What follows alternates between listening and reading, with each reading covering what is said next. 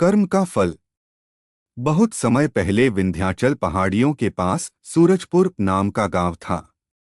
गांव में गंगा नाम की विधवा रहती थी। उसके पास केवल 2 बीघा जमीन और एक छोटा सा कच्चा घर था। गंगा सुबह से शाम तक खेत में काम करती, दूसरों के खेतों में भी मजदूरी करके अपना गुजारा करती।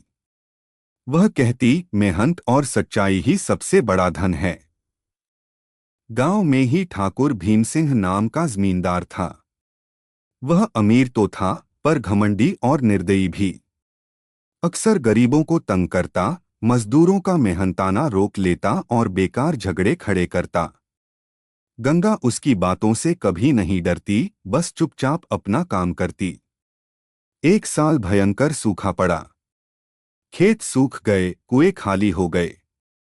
ठाकुर ने अपनी अन्नकोठी भरकर रखी थी। गांव वाले अनाज मांगने आए तो उसने कहा, 5 गुना कीमत दोगे तो ही मिलेगा। लोग मजबूरी में कर्ज लेकर उससे महंगा अनाज खरीदते। गंगा ने भी 2 बीघा जमीन बेचकर थोड़े दाम पर अनाज खरीदा, ताकि दूसरों को बांट सके। उसने अपने घर का दरवाजा सबके लिए खोल दिया। कुछ ही महीनों बाद मूसलाधार बारिश हुई। गांव के चारों ओर नदियां उफान पर आ गईं। ठाकुर की अन्नकोठी में रखा अनाज पानी में भीगकर सड़ गया। उसका सारा धन मिट्टी हो गया।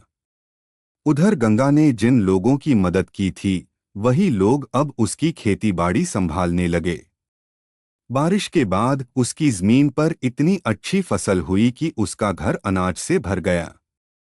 कुछ समय बाद पंचायत ने गंगा को गांव का अगुवा चुना, ताकि सब मिलकर अच्छे काम कर सकें।